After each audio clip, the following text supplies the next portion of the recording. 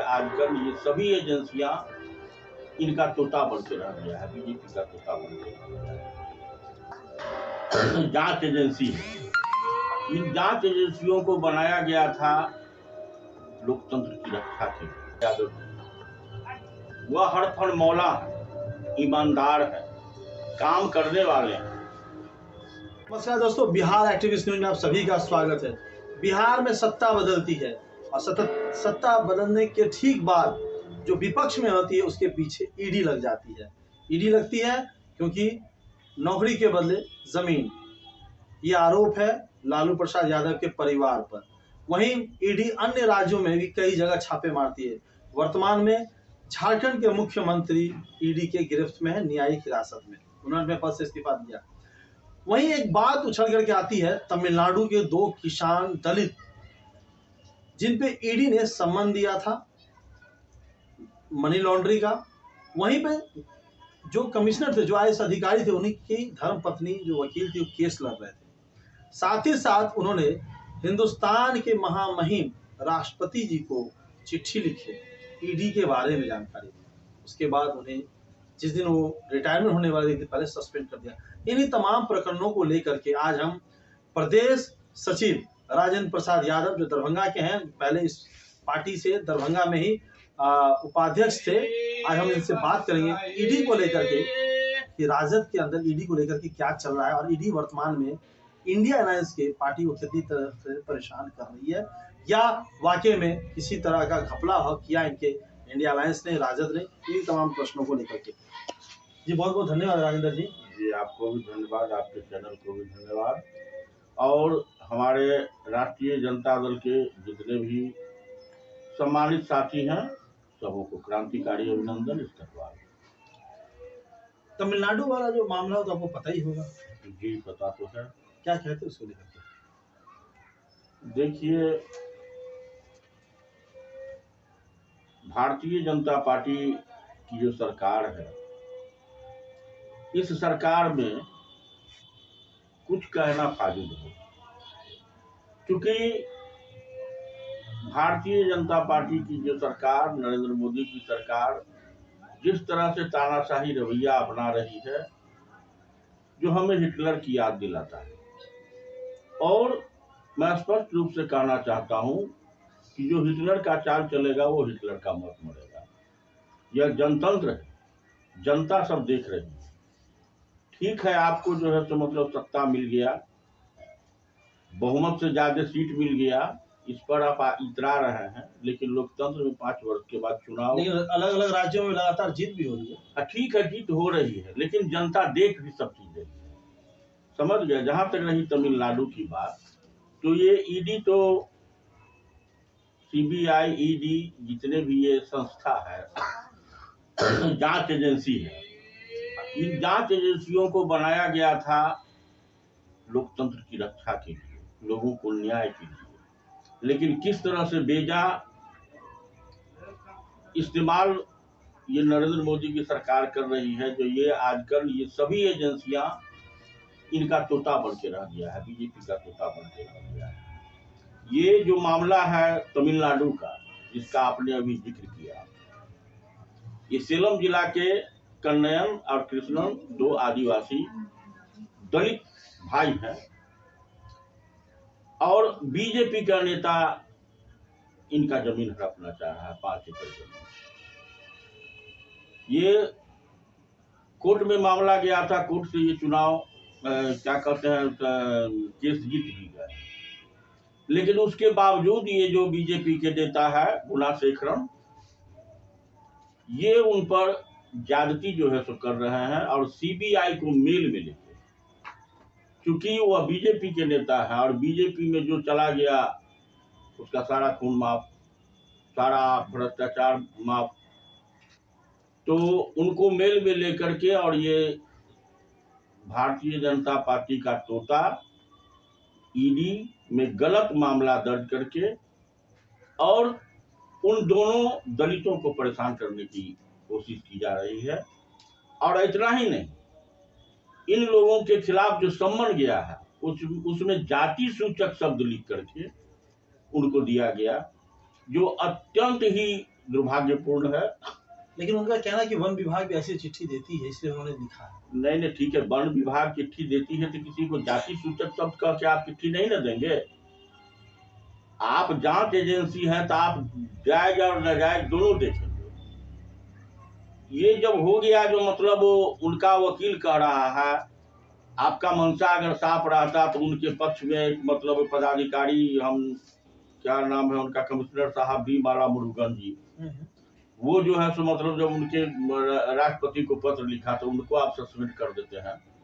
इससे आपकी मंशा झलकती है कि आप किस मंशा से काम कर रहे हैं। तो इसीलिए कुल मिलाकर के यह देखा जाए तो भारतीय जनता पार्टी की सरकार में देश के किसी भी कोने में दलित, पिछड़ा, शोषित जो भी लोग हैं वह सेफ नहीं है और उनकी कोई मर्यादा नहीं है। अच्छा, आपके पार्टी के भावी मुख्यमंत्री और बिहार के पूर्व उप मुख्यमंत्री तेजस्वी यादव को ईडी ने कई घंटों तक पूछताछ की, लेकिन लगा नहीं, चंद मिनटों का वो वीडियो उनका जो वायरल हुआ सोशल मीडिया पे, वो ऐसे लगा था जैसे वो आराम से गए, अपने सवालों का जवाब दिए और ऐसे निकले जैसे वाकई में बिहार का जैसे लग रहा था उनको उसी दिन मुख्यमंत्री बन गया, एकदम जोश खरोश। देखिए हमारे वायरल वीडियो आपने देखा है? जी जी देखा है मैंने, मेरे नेता का वीडियो और मैं नहीं देखूं ये हो नहीं सकता। मतलब लग रहा था जैसे मुख्यमंत्री बने हुए। देखिए हमारे जो नेता है तेजस्वी यादव जी, वह हड़फड़ मौला है, ईमानदार है, काम करने वाले हैं और एक सच्चे इंसान को, काम करने वाले को झूठ कब तक दौड़ाएगा, कब तक जो है सो मतलब परेशान करेगा। जो गलत करने वाले लोग होते हैं उसका मनोबल गिरा हुआ होता है, लेकिन जो ईमानदार और जायज पर रहने वाले लोग होते हैं उनका मनोबल ये ईडी सीडी क्या कोई नहीं गिरा सकता है। और चूंकि वह निर्दोष है, सीधी सी बात है, जिस समय का ये घटना बता रहा है, ये फर्जी लोग नौकरी दीजिए जमीन नौकरी दी और जमीन ली, उस समय वो नाबालिग थे, बच्चे थे, पढ़ रहे थे। हो सकता है लालू जी ने उनको ट्रांसफर किया हो संपत्ति। जी नहीं, ऐसा नहीं होता है, ऐसा नहीं होता है।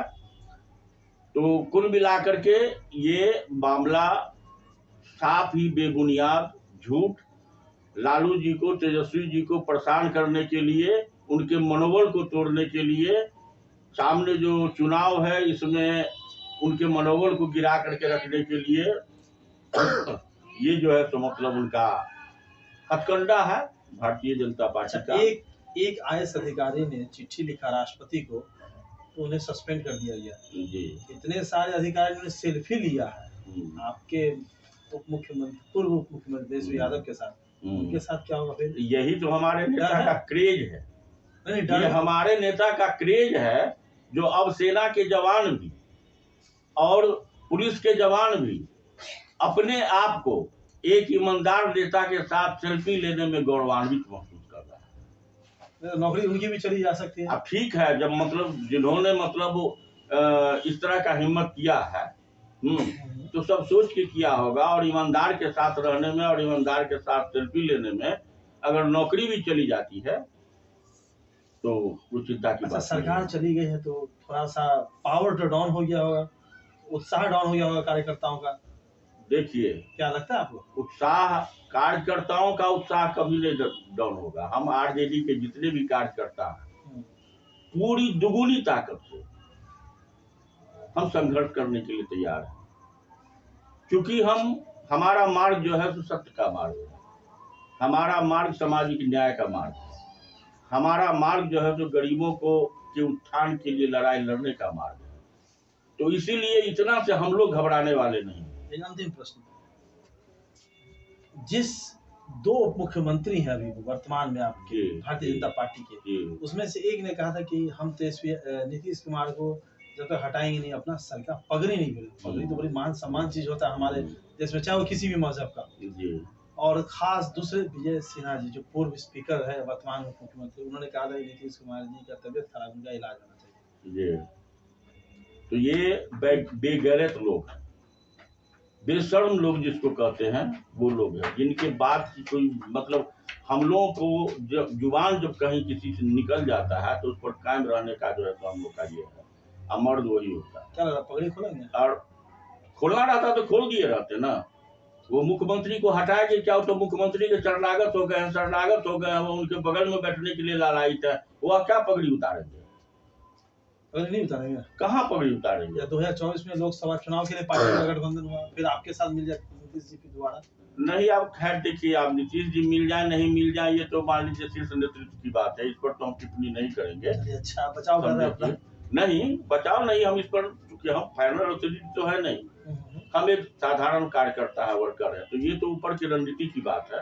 नहीं, क्या लगता है कि अब कभी भविष्य में फिर पलट के आप लोग के पास आए,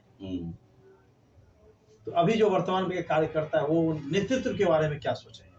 नहीं, देखिए, जिस तरह का कर्म माननीय नीतीश कुमार जी किए हैं, ये राजनीतिक जो सुचिता है उसको तार तार इन्होंने कर दिया है।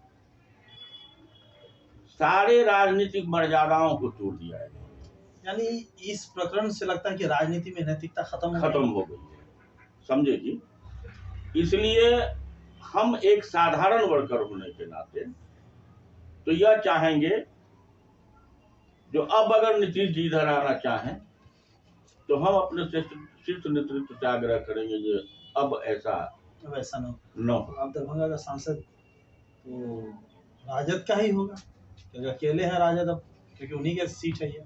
हाँ, ठीक है, और साथ थे फिर भी और नहीं साथ हैं फिर भी, इतना तय है जो दरभंगा लोकसभा का सीट राष्ट्रीय जनता दल ही जीतेगा, इसमें कहीं कोई दो राय नहीं। कहीं कोई दल, राष्ट्रीय जनता दल ही जीतेगी लोकसभा चुनाव, इस बार कोई शक नहीं है।